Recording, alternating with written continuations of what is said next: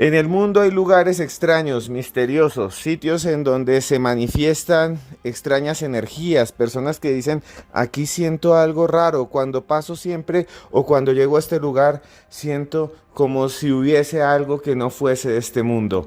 Lugares en donde se materializan, donde aparecen extrañas entidades, seres de luz o de oscuridad. En este podcast de Cruz Escribiente vamos a escuchar testimonios de gente que dice haberse enfrentado a lo imposible, personas que aseguran haber estado en el límite de la realidad, en lugares malditos, lugares en donde siempre se ha afirmado a través de las leyendas y otros testimonios que hay algo muy extraño. Vamos a viajar con la mente y la imaginación hasta Antioquia, hasta un lugar llamado Barbosa, un pueblo muy bonito en donde hay un pozo, una laguna llamado Pozo Negro, en donde se dice y se afirma se manifiestan extraños seres, y vamos a escuchar a la gente que asegura los ha visto. Vamos a adentrarnos entre los pasillos, entre los antiguos salones nacarados y brillantes del Castillo de Marroquín, una mansión al norte de Bogotá en donde dicen aparecen extraños seres alargados sobre las paredes. Vamos a escuchar a alguien que dice que los vio y que entró en contacto con estas criaturas. También viajaremos hacia los cerros, las montañas de los Andes, en donde hay una laguna que era sagrada para los antiguos indígenas muiscas. Una laguna en donde se dice todavía hay oro en el fondo, la leyenda del Dorado, la laguna de Guatavita, ubicada al norte de Bogotá, y en donde muchas personas dicen haber tenido experiencias paranormales, haber visto objetos voladores no identificados, ovnis, y haber visto a sus extraños ocupantes. Este podcast va a tener de todo, así que no se preocupe, abróchese los cinturones y escuche hasta el final, porque esto es los audios de Cruz Escribiente.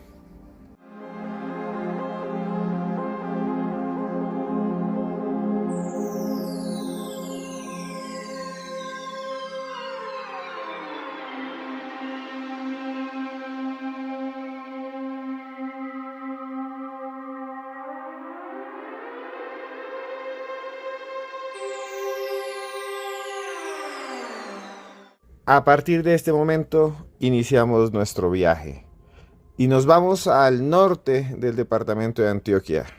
Allá hay varios municipios hermosos, bonitos, algunos coloniales, otros republicanos. Está Don Matías, está Santo Domingo, está Concepción, San Vicente, pueblitos que parecen pesebres descolgados de montañas eternas. Allí entre esos cerros, desde la noche de los tiempos, se dice que se presentan extrañas criaturas, extraños seres que habitan en los límites de nuestra realidad. Y allí está Barbosa. En 1574 en esta zona llegaron los españoles, en especial Gaspar de Rodas, quien fue el primer gobernador de la provincia de Antioquia. Y en 1592 le dijo otro tipo, otro español que se llama Nicolás Blandón, que se quedara con ese lugar y que construyera la ciudad. Se construyó Barbosa. Se hicieron las casas, al comienzo llegaron varios españoles, se mezclaron con la población local, con los indígenas que viven allí, y construyeron juntos casas blancas de 2 pisos, con balcones, con techos acanalados, llenos de tejas de barro. Con el tiempo la ciudad ha ido creciendo y hoy en día tiene más de 60.000 habitantes. Escuchen muy bien, 60.000 habitantes, pero no siempre fue así, no siempre fue así. Hubo épocas en las que habían cantidades de arrieros, gente que venía de las montañas, de las fincas, que bajaban bultos de café, que bajaban también leña, carbón.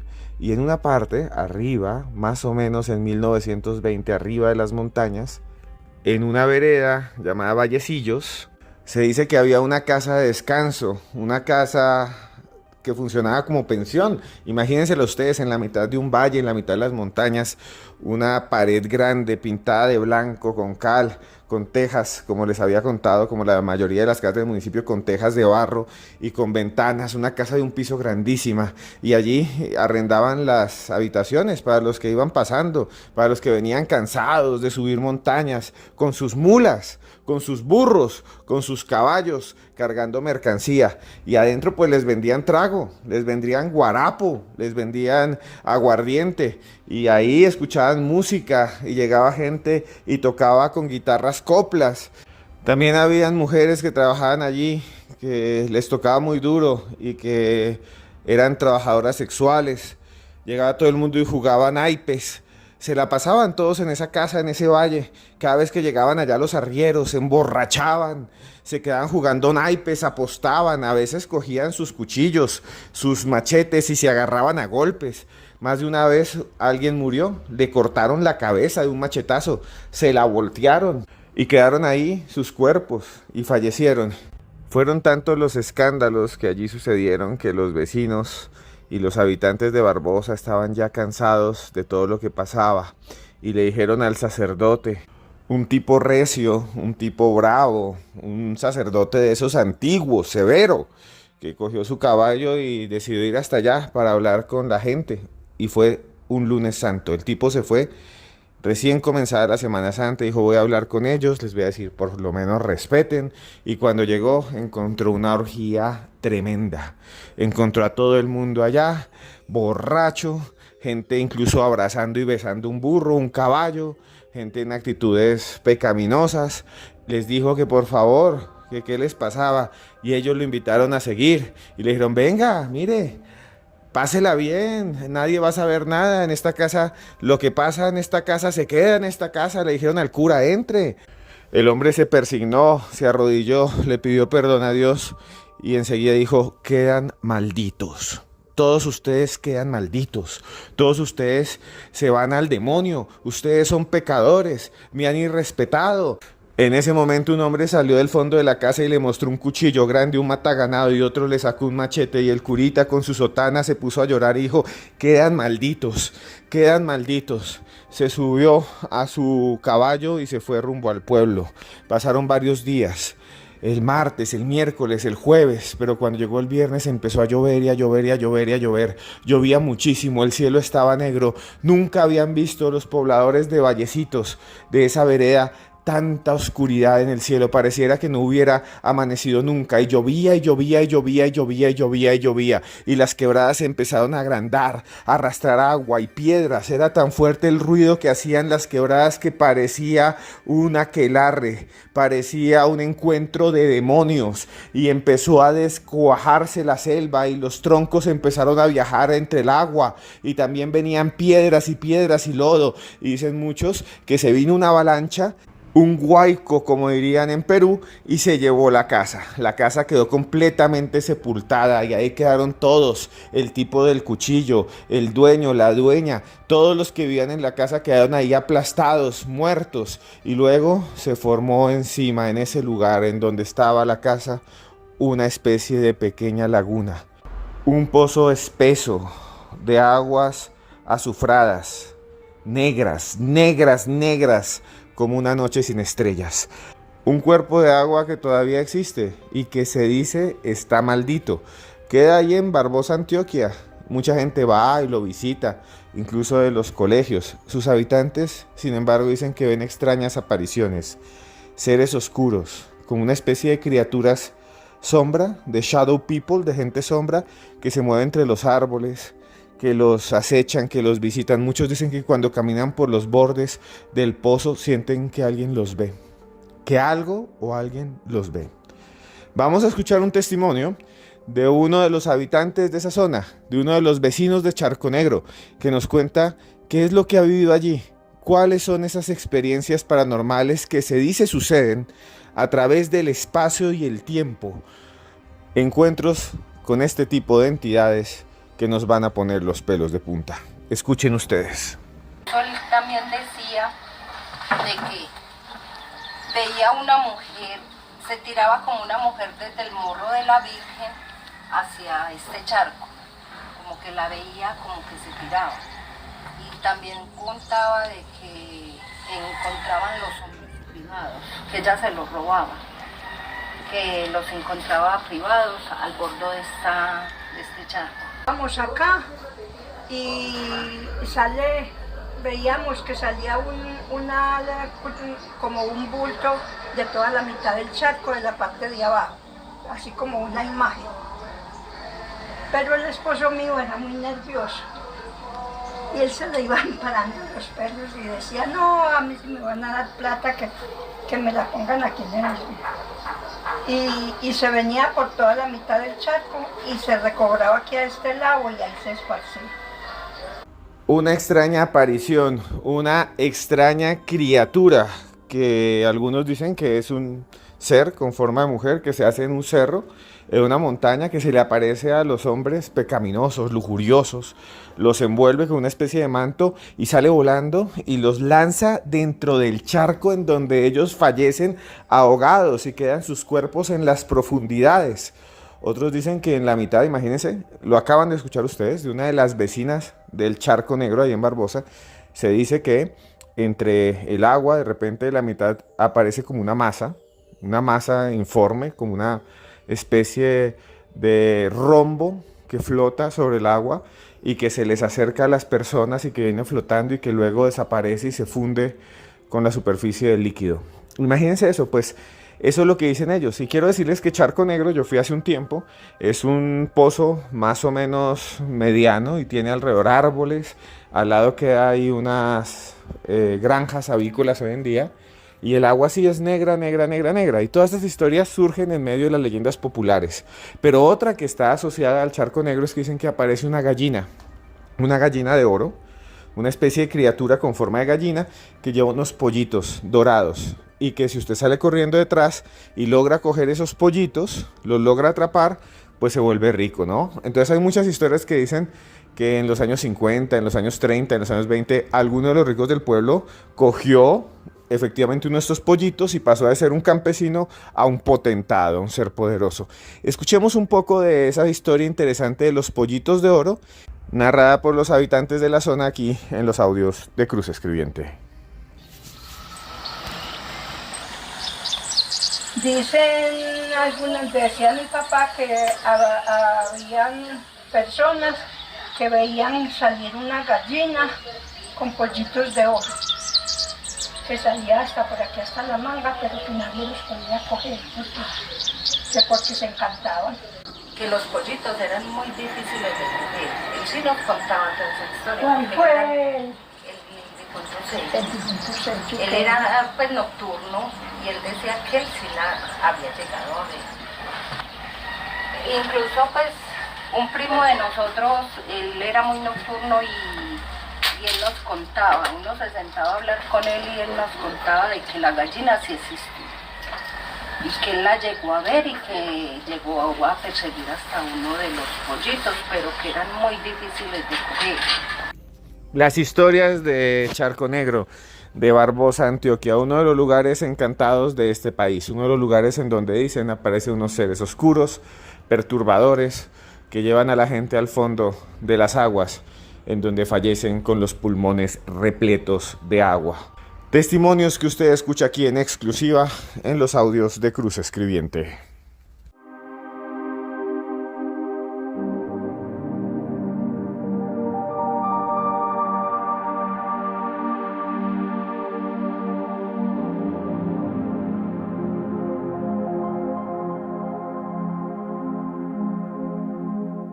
Si existe un lugar con fama y leyenda de maldito en Colombia, ese es el Castillo Marroquín. Está al norte de la ciudad de Bogotá. Hoy en día una autopista pasa al frente de la autopista Briceño-Tunja-Sogamoso. Se trata de una construcción centenaria, una copia de un antiguo castillo del Loira, de un castillo francés, hecha por un arquitecto francés que se llama Gaston Lelarche. Tiene dos grandes columnas, dos grandes torres, desde donde mucha gente dice ve seres que se asoman, entidades que ven a la gente pasar. Lo cierto es que el castillo, fuera de toda leyenda y de toda historia paranormal, sí tiene de alguna manera una historia de sangre detrás, una historia de terror, una historia de muerte. Vamos a escuchar dentro de poco La voz de algunas personas, la voz de algunos de los cuidadores y de gente que ha estado ahí en el castillo, que nos narrarán qué han visto, que nos narrarán esas extrañas apariciones. Sin embargo, antes tenemos que abrir las páginas de la historia, bucear entre la larga noche de los tiempos, entre las décadas, y así viajamos al siglo XIX. Al año de 1898, cuando una de las familias más tradicionales de Colombia, la familia Marroquín, levantó la construcción. Fue hecha en una hacienda llamada Yerbabuena. La hacienda Yerbabuena era una hacienda colonial. En ese tiempo estaba llena de pantanos, de bosques, de árboles y de venados. Allí se había establecido durante la colonia, durante el siglo XVIII, un hombre llamado Lorenzo Marroquín. Era un señor con mucho dinero y con mucho poder. La hacienda era gigante y ahí tenía vacas, ganado, tenía de todo. Todavía está en pie. Y todo esto fue devastado, todo esto se lo quitaron durante las guerras de independencia, entre 1810 y 1820. Durante ese tiempo, Lorenzo tuvo que huir, él huyó, él escapó de allí. Y se quedó ahí su hijo, que se casó con una de las descendientes de los próceres de la independencia, se llamaba Trinidad Forero de Ricaurte, y dicen que desapareció de un momento a otro, que ella estaba rezando, porque en esa hacienda había una capilla, estaba rezando ahí, brille para ellos la luz perpetua, el Santísimo Rosario, y dijo de un momento a otro, ya vengo, se levantó, todo el mundo la vio que ella se levantó, salió y nunca regresó. Los trabajadores de la hacienda, los campesinos la buscaron durante días y nunca se encontró su cuerpo. Pareciera que hubiese sido tragada por un vórtice, por un portal. Parecía que hubiese sido llevada a otra dimensión. La historia de Trinidad Forero es terrible porque nadie supo qué pasó con ella. Años después se encontró un documento, yo mismo lo busqué y lo anoté en un libro que se llama El Libro Negro de la Brujería en Colombia, un documento en un archivo en una iglesia en Chía donde dicen que habían encontrado su cuerpo y lo habían enterrado en secreto y que ella estaba loca. ¿Qué le pasó a Trinidad? No sabemos. Durante muchos años en Bogotá, cada vez que algo inexplicable pasaba, cada vez que algo que no se podía resolver, cada vez que había un enigma, la gente decía, eso y lo de Trinidad se sabrá en la eternidad. Miren hasta dónde había llegado. Y bueno, pasó el tiempo y ahí se construyó el castillo y se dice que el espíritu de ella aparece y da vueltas, pero no solo eso. Varios años después, durante los años 40, 50, 60, el castillo sirvió de hospital psiquiátrico y se dice que varios pacientes acabaron con su vida por su propia mano entre sus habitaciones. Pero eso no es lo único que sucedió. Ya en los años 80, en los tiempos de Pablo Escobar, en los tiempos del cartel de Cali, un narco muy muy aterrador al que llamaban el brujo, que decían que practicaba la brujería, que tenía una hechicera, que tenía 7 perros negros, compró el castillo y lo compró y se fue a vivir ahí. Dicen que él estaba peleando con otro narco que se llamaba Leonidas Vargas, que fue muy famoso en aquel tiempo, y que para atacarlo le envió el cadáver de un feto, de un bebé abierto y con una foto en el interior para aterrorizarlo, y que Leonidas en su contra mató a una de sus hijas y le cortó la cabeza, unas cosas terribles. Ahí mismo, en ese castillo, se dice que ese narcotraficante, alias el brujo, Camilo Zapata, desesperado, enloquecido, porque creía que estaban haciendo una conspiración contra él, llevó una mujer vidente que paseó por todo el castillo, y ella le dijo, hay alguien entre sus empleados que lo está traicionando, que es un informante de sus enemigos y de la ley, del ejército y de los otros narcos que a usted lo buscan. Entonces él reunió a todos sus empleados, los reunió y luego ordenó que los mataran, y los mataron a todos los empleados del castillo Marroquín. Esto habría sucedido en 1988, exactamente en el mes de junio de 1988. Dice el periódico El Tiempo que sobrevivió uno de los empleados, Jorge Darío Ochoa, que escapó. Sin embargo, los sicarios de este señor, de este narcotraficante que estaba allí, que gobernaba desde el castillo, que mandaba desde el castillo Marroquín, lo persiguieron porque la vidente le había dicho que tenía que acabar con todos, y lo ubicaron el 28 de mayo de 1991 y lo acribillaron. Pero el que a hierro mata, a hierro muere. Y a este señor lo buscó por cielo y tierra el ejército y lo encontró allá refugiado en Antioquia mientras intentaba hablar con Pablo Escobar. Y ahí acabó su vida en medio de una balacera en 1993, en busca de Pablo Escobar, como les había dicho. Pablo Escobar moriría un poco tiempo después. Pero este no fue el único personaje extraño, oscuro que vivió en el castillo. Pero antes de hablar de eso, quiero que escuchen ustedes lo que dicen algunos vigilantes que ven en el castillo marroquín, que ven entre sus paredes, que se manifiesta, que aparece, que son extrañas criaturas. Algunos dicen que hay como una especie de feto peludo, de bebé peludo, como si alguien hubiera abortado y botado un bebé ahí, que se manifiesta en unas escaleras y que llora. Otros dicen que hay una criatura que se llama María la Larga, que es una especie de ser largo, largo, largo, que se mueve entre las paredes.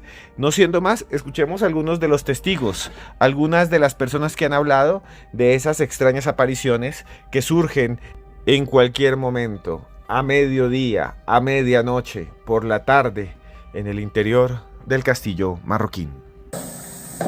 Para los que habitábamos o vivimos aquí, nos vimos enfrentados siempre a roces o a fricciones de origen desconocido, como una vida espiritual muy activa. No se permitían en un momento determinado realizar algunas cosas o algunas labores que eran precisas hacerlas de noche. No eran las 7:30 de la noche. Yo me fui por el lindero y me salió una persona, entonces yo le silbé y no me contestó. Me arrimé más y volví y le silbé y no me contestó.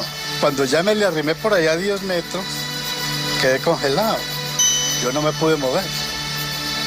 Y el fenómeno siguió.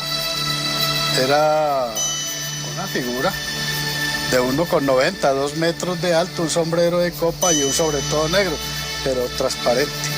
Yo lo vi unas 4 veces. Me salió de diferentes partes. Es que uno siente un roce bastante frío y siente que el pelo se le eriza. Hubo mucha protección de espíritus buenos y todo, porque pues transitar día y noche por estas propiedades sin que hubiera pasado un rasguño, a pesar de que hubo sustos bastante grandes, y a mí no me llegó a pasar nada, siempre tuve una protección. La voz de Guillermo Castillo, la voz de un hombre que trabajó muchos años como vigilante ahí en el castillo marroquín. Y es que él no es el único que ha visto cosas raras. Muchos empleados hoy en día dicen que han visto extraños seres alargados, criaturas que se mueven por las paredes, sobre todo en una de las torres del castillo. Imagínense, esto está construido sobre una colina y al lado hay un bosque. También muchos que van allá porque últimamente hay conciertos y hacen eventos, matrimonios. Ahí se ha hecho, por ejemplo, un concierto con Don Omar. Ahí fueron personas, han ido, por ejemplo, Jerry Rivera, muchos cantantes latinos y algunos incluso del exterior, DJs. Muchos dicen que entre los bosques, mientras ellos están ahí bailando y danzando, ven algo raro, como si algo los mirara, como si unos ojos perdidos, luminosos, los acecharan desde el espacio y el tiempo. Todas estas y muchas historias las recogeremos más adelante. Creo que iremos allá a investigar, gracias a ustedes. Pero en este momento dejaremos este lugar para viajar a otro que está entre las montañas, una laguna, un lago que muchos dicen esconde extraños secretos que tienen que ver con ovnis, objetos voladores no identificados, y con extrañas criaturas. Nada más y nada menos que la laguna de Guatavita.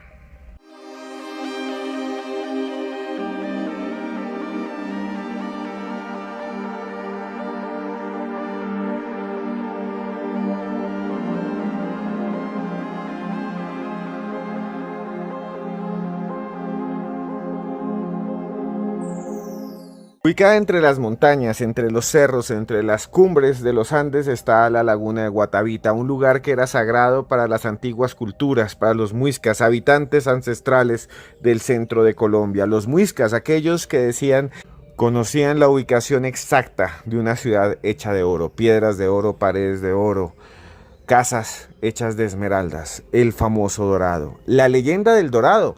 Por eso cuando usted llega a Colombia, a Bogotá, el aeropuerto se llama El Dorado, porque es como llegar a El Dorado, el aeropuerto El Dorado de Bogotá. Lo cierto es que durante muchos años exploradores buscaron aquella ciudad hecha de oro puro y no encontraron nada. También es cierto que la laguna de Guatavita siempre fue de alguna manera un sitio no solo sagrado sino encantado. Los españoles decían que veían extraños seres, como si los indígenas se escondieran en sus profundidades y de vez en cuando emergieran. Decían que veían una balsa hecha de oro puro y una persona que estaba allí dorada y que a veces desaparecía. Algunos historiadores apuntan que en este lugar había un cacique llamado Suá, que eso está entre antiguos escritos, quien se había casado con la princesa de otra tribu, según las historias de los muiscas. Pero Suá era amante de tomar chicha y hacer bacanales, y su esposa, de alguna manera, la cacique, la esposa del cacique, se había enamorado de otro guerrero. Todo esto a espaldas de Suá. Pero llegó un momento en que los amantes fueron descubiertos. Suá, ardido en rabia, torturó al guerrero, le clavó en las uñas pequeños palitos y luego le sacó el corazón para dárselo a su esposa. Imagínese eso. Una historia muy cruel. La mujer quedó aterrada, tomó a su hija en brazos y corrió desesperada por los campos. Corrió, se metían sus pies entre el barro, corrió, subió las montañas, corrió hasta que llegó a la laguna de Guatavita. Hasta allí la siguió el cacique Suá con sus guerreros. Sin embargo, cuando llegaron al borde, a donde estaba la mujer, que estaba segura que le iban a hacer algo con su hija, de repente dicen que apareció debajo del agua y luego salió una especie de ser, que era un reptil, una culebra, una serpiente gigantesca, un ser místico, que protegió a la mujer, que la envolvió y se la llevó al fondo. Eso es lo que dicen las antiguas crónicas de los misioneros españoles, que eso le decían los indígenas. Allí en este lugar, a 80 kilómetros del norte de Bogotá, se dice vivía una especie de ser ancestral, una serpiente, y que allí entonces también llegaban y le daban pagamento, le enviaban oro, hacían un ritual en el cual cubrían al cacique con polvo de oro y él se lanzaba, y lanzaban también objetos que se llaman tunjos, pequeños triángulos de oro puro con esmeraldas. Se dice que cada luna llena, la serpiente de Guatavita salía de las aguas para recordarle a su pueblo que ella era ese ser reptiliano, ese reptil gigante inteligente que salía de allí entre luces.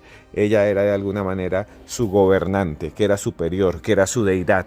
Luego, en los años 80, un contactado famoso, Enrique Castillo Rincón, que escribió varios libros, que hay un podcast aquí sobre él, dice que lo contactaron unos alienígenas blancos pleyadianos que lo citaron allá en la laguna de Guatavita y que vio como un ovni emergía de las aguas.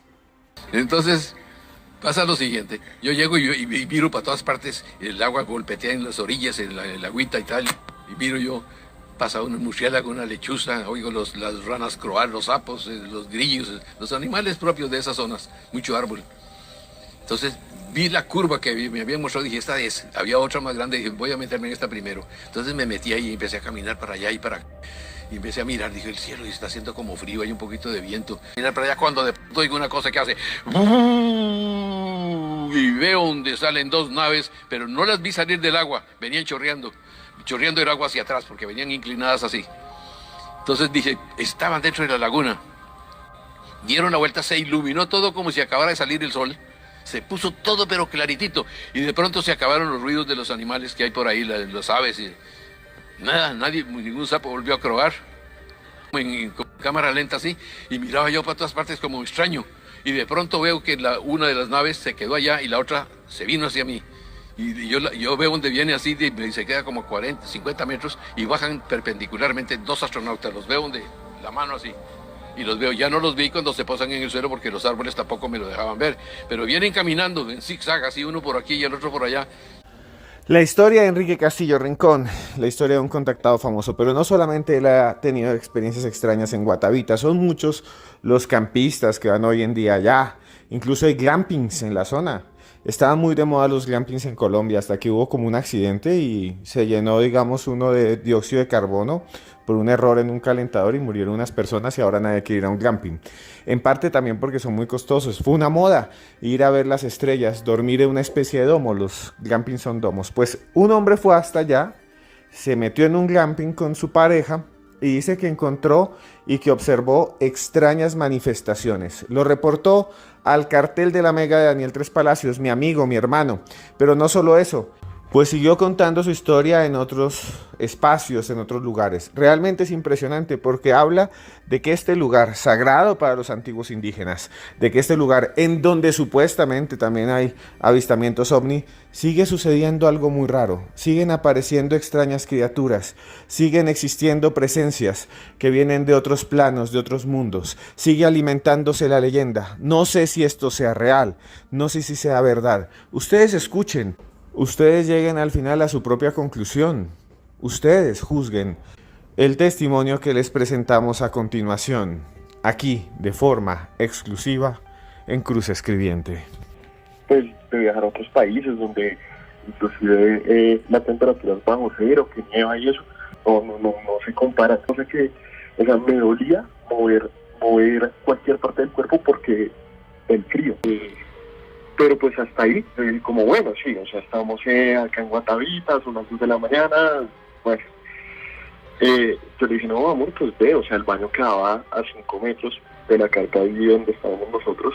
Y ya fue, y cuando volvió, me dijo, no, estoy muy asustada. Y yo, pues la verdad, también estaba asustado, pero yo, no, tranquila, no pasa nada. Le dije, nada, intentó dormir. Y el glamping quedaba sobre unas tablas de madera y empecé a escuchar pasos, pero o sea, el compás de un humano. Entonces, pues yo dije como fue pucha, se nos van a meter, sí. Y salí, no había nada, y yo, pero había perritos ahí. Yo dije, bueno, de golpe no sé, un perrito, aunque sí se me hizo curioso que era el compás, o sea, eran pasos. Me volví a entrar, empiezan al lado mío de la carpa, no como a rasguñarla, sino como a acariciarla, pero, o sea, lo grave no es escuchar ese ruido, sino tú ver el movimiento en la carpa. Claro, ya había estado muerto del susto, y hay dos opciones, o es algo paranormal, o yo dije, no, esta vaina no me gusta, y salí como, a mirar, pero, entonces, y la carpa más cercana, esa sí estaba cerca, pero estaba desocupada. Y de hecho, eso fue para el día de velitas. De hecho, yo ni siquiera vi a los otros, sino supe fue pues cuando llegamos habían 2 carros. Entonces, no, por ahí impresionante, no pude dormir nada. Yo dije, no, muy chévere la experiencia del lámpirse. Entonces, pues claro, y me dio más miedo. Y claro, mi esposa estaba, no, ¿qué pasó? Y yo, no, y que la caricia no fue en la parte de abajo de la carpa, sino en la parte de arriba. Historias increíbles, historias aterradoras de la laguna de Guatavita. Gente que dice que ha visto objetos voladores no identificados que emergen de las aguas. Españoles que decían que veían seres amarillos, dorados, que además se narran en la leyenda, seres que estaban ahí, donde supuestamente había una ciudad oculta, un pueblo hecho de oro. Y también alguien que en la época actual se va de glamping y algo lo acecha, algo está ahí alrededor. Historias increíbles que llegan a ustedes directamente gracias a Cruz Escribiente.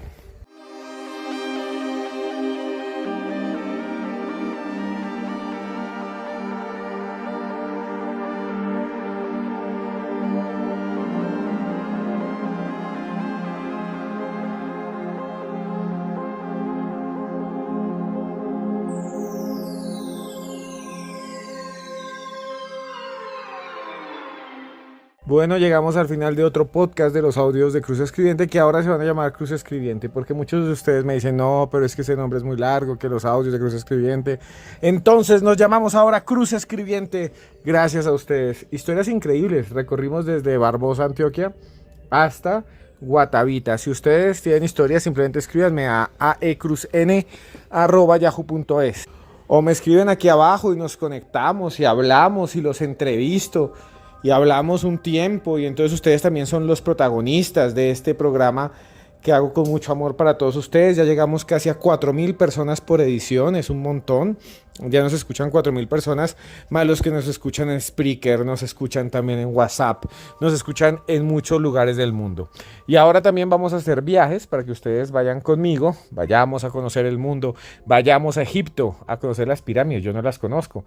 Y también vayamos a la Ribera Maya, al mundo de los mayas. Imagínense pasar allá el solsticio, tragando y comiendo bueno. Y bueno, les quiero narrar una breve historia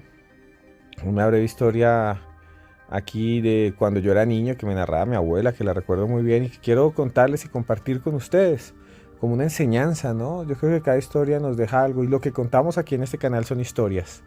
Y esta es una fábula de Esopo, aquel brillante pensador de la antigua Grecia, y empieza más o menos así.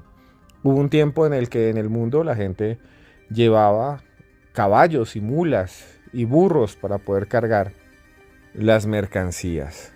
Se subía a las montañas la gente con recuas, con grupos grandes, habían arrieros que dirigían todos los animales. Y así a lomo de mula se llevaban los pianos, las camas. Incluso la misma gente iba arriba de las mulas para llegar a largas distancias, a lugares lejanos. Y había una vez uno de esos arrieros que tenía solamente un burrito y un caballo. Resulta que iban por ahí yendo entre montañas cargando grandes cantidades de mercancía. El arriero le puso 2 cajas grandes al burro y 2 cajas grandes al caballo y empezaron a andar. Cuando iban por la mitad, el burro le dijo al caballo: esto me pesa mucho, esto está muy pesado. Ayúdame, carga por favor otra caja, yo ya no puedo más, me voy a sentar y haré que el arriero te pase a ti las cajas, porque yo ya no puedo. Yo soy un burro, tengo el cuerpo más pequeño. El caballo se quedó mirándolo con desdén y dijo: no, para nada. Usted puede, usted también es fuerte. No me importa lo que a usted le pase. Y el burro se quejó y siguieron caminando y el burro empezó a doblar las piernas. El arriero se dio cuenta y miró al caballo y entonces el caballo de inmediato actuó. Se hizo como si estuviera enfermo, empezó a cojear, pero no le pasaba nada. Era para que no le dieran más cajas, maldita sea.